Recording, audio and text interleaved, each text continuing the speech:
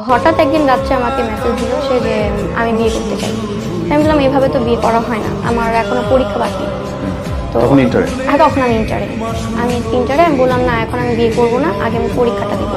কারণ আমি অনেকটা দেখছি কি যে বিয়ে হয়ে গেলে মানুষ পরীক্ষা দিতে পারে না। তো আমার স্ট্রাগলটা খুব ছোট থেকে। আমার যেহেতু বাবা মারা গেছে 7 বছর বয়সে।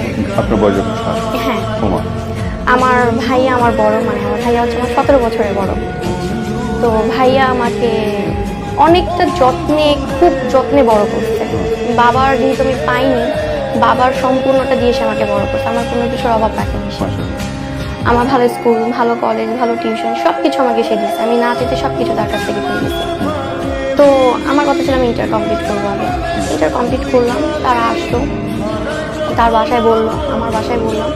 আমার বাসায় বলার সাথে সাথে আমার বাসা থেকে প্রথমেই যেটার তারা আমার ভাইয়া আমার মেন যে গার্জিয়ান, সে আমাকে ফার্স্টে বললো যে ছেলে তো কিছু করে না, কারণ ছেলে হচ্ছে ভাইয়া আপনার ড্যাফোডিল থেকে বিবিএ করা।